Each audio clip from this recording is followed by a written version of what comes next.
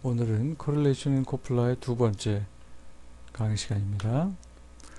먼저 랜덤 베리어블 V1이 있고 이 V1은 정규분포를 따라간다 라고 가정을 하고 another 랜덤 베리어블 V2가 있고 이것도 정규분포를 따라간다 라고 하고 이 V1, V2가 정규분포를 따라가면 모양이 어떻게 되죠? 종 뒤집어 놓은 모양이 되잖아요. 그죠?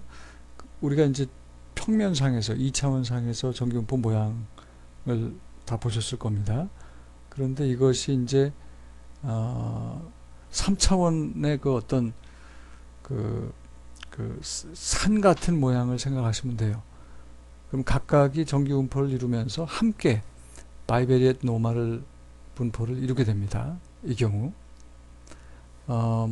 그렇게 되면은 conditional on the value of V1 V2도 정규분포를 따라가고 그러니까 V1의 값을 안다고 전제하고 V2가 정규분포를 따라가고 이럴 때의 민 값과 표준 편차 값이 이렇게 보여지는데 여기서 요지는 뭐 이런 값들을 기억하자는 게 아니고요. 그 두 개의 랜덤 베리어블이 정규분포를 따라가고 이 둘이 바이베리엣 노멀 분포를 만들어내면 굉장히 수학적으로 우리가 표현하기가 쉬워진다 하는 게 요지입니다. 그러니까 정규분포가 센트럴 리밋 시오름에 의해서 많이 보편화된 이유도 되지만 또 하나는 정규분포가 수학적으로 굉장히 다루기가 쉬워져요. 수학적으로 얘기하면은 mean은 first moment, 통계학적이죠. first moment라고 그러고 variance, covariance는 second moment라고 그러는데 이 정규분포는 first and second moment만 가지고 100% 표현이 되는 분포입니다. 바로 그런 이유 때문에 정규분포가 애용이 되는 것이죠. 지금 그 두 개의 랜덤 베리어블 V1, V2가 있다라고 하고 이 두 개가 각각 정규분포를 따라가고 합쳐서 바이베리엣 노멀 분포를 이룬다고 할 때 요지는 수학적으로 다루기가 쉽고 그 다음에 두 개의 랜덤 베리어블이 존재하니까 이 둘 사이의 코릴레이션은 이렇게 로 값으로 표현이 됩니다. 여기서 이렇게 로로 표현을 했고 그러니까 두 개의 랜덤 베리어블이 존재하면 코릴레이션은 하나가 있는 거죠. 이제 이걸 조금 더 확장하면 이제 멀티베리에이트 노멀 디스트리뷰션을 생각할 수가 있어요. 이 바이베리엣 노멀 디스트리뷰션만 하더라도 이제 3차원 상으로 이 산과 같은 종 뒤집어 엎은 그 3차원의 종 뒤집어 엎은 3차원의 모양을 생각하시면 그게 바로 바이베리엣 노멀이 됩니다. 근데 이제 변수가 2개가 넘어서 3개, 4개, 5개 이렇게 넘어가면은 이제 멀티베리엣 노멀 디스트리뷰션이 되는데 이거는 3차원을 넘어가니까 이제 생각하기가 좀 그림으로 쉽지 않지만 그래도 여전히 수학적으로는 다루기가 쉽고 이럴 때 코릴레이션을 한번 세 개의 베리어블을 랜덤 베리어블을 생각해 보시겠어요? 베리어블이 2개 있을 때는 코릴레이션이 하나였죠. 근데 베리어블이 3개가 존재하면 코릴레이션이 이제 3개로 늘어납니다. 그죠? 코릴레이션이 이제 3개가 존재해요. 그래서 그때는 이제 그 베리언스와 코베리언스를 동시에 다루는 베리언스 코베리언스 매트릭스 얘기가 돼야 되고 물론 이 얘기나 코릴레이션 매트릭스나 사실은 같은 얘기입니다. 여기다가 뭐 저기 그 웨이트만 곱해주면은 예를 들어서 포트폴리오 베리언스가 나오고 그렇기 때문에 이게 사실 같은 얘기고요. 그 다음에 이제 지난 시간에도 말씀드렸지만은 이 베리언스 코베리언스 매트릭스가 수학적으로 일관성을 갖기 위해서는 파지티브 세마이 데피니트 조건을 충족할 필요가 있다. 이게 이제 그 심플리 풋 그냥 쉽게 얘기하면 양수 조건이라고 생각하시면 됩니다. 매트릭스 버전의 양수 조건. 그 다음에 글쎄 요것도 제가 뭐 스킵을 할까 고민을 했던 파트인데요. 그냥 이 norms inverse라는 요 사인이 이제 앞으로 코플라 모형에서 많이 등장을 하는데, 요것의 의미는 그 표준 정규 분포 그 그림에 있어서의 그 x값을 의미하고요. 요 괄호 속 안에 있는 값은 통상 그 확률 값으로 들어가는데, 확률 값을 이렇게 랜더마이제이션 해가지고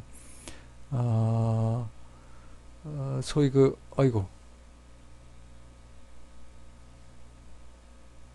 뭐지? 죄송합니다. 잠깐. 그래서 이제 랜덤 샘플을 제너레이트 할 수가 있습니다. 그래서 엑셀에 있는 이런 뭐 일종의 포뮬라죠. 포뮬라를 활용을 해가지고 랜덤 샘플을 제너레이트 할 수 있고, 그 다음에 이제 촐레스키의 디컴포지션이라고 제가 여기 위키피디아 사이트를 지금 써놨는데, 여기 가보시면 촐레스키 디컴포지션이 뭔지 하는 게 설명이 잘 되어 있습니다. 그래서 이걸 참조하시면 그 랜덤 샘플 제너레이션 하는 거에 대한 아이디어를 좀 얻으실 수 있을 것 같습니다. 자, 본론으로 돌아가서요. 멀티베리에이트 노멀 디스트리뷰션은 베리어블이 이제 여러 개 있는 경우죠. 여러 개 있는 경우에 우리가 핸들하기가 쉽기 때문에 보통 이런 가정을 하는데, 여기서 멀티베리에이트 노멀 디스트리뷰션의 문제는 뭐냐면, 베리어블이 이제 n개로 가면은 코릴레이션이 n 곱하기 n-1 나누기 2만큼의 코릴레이션이 존재해요. 너무 많단 말이야. 코릴레이션을 에스티메이트 할 게 너무 많아요. 그래서 이러한 코릴레이션 숫자를 좀 줄이기 위해서 통상 우리가 팩터 모형을 가정을 합니다.